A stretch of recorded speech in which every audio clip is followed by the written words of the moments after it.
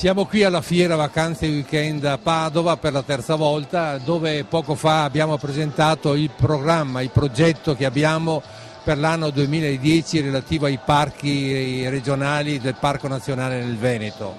Abbiamo presentato due importanti eventi per il 2010.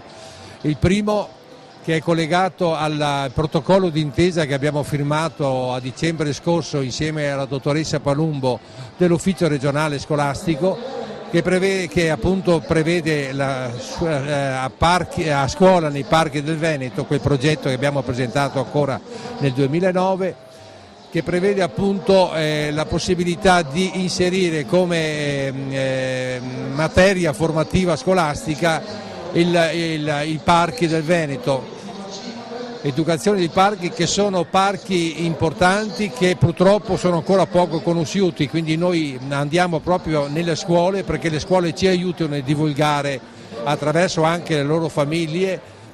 questa particolare conoscenza nei confronti di questi 6 gioielli che abbiamo nel Veneto. E il secondo evento è il premio dei Parchi Veneto, un premio che faremo una volta all'anno, itinerante nei vari parchi che ci sono, nei 6 parchi, e prevede appunto un convegno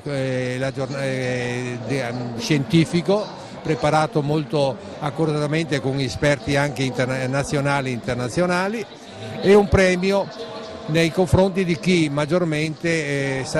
presenterà delle iniziative per aumentare sempre di più la sensibilità dal punto di vista ambientale nei confronti dei cittadini. Ecco, qui è coinvolto tutto il mondo accademico, il mondo giornalistico, il mondo economico e il mondo scientifico. Ecco, questi sono i due eventi che sicuramente avranno un successo e che ci permetteranno quindi di affrontare con molto impegno il 2010 che da poco è iniziato.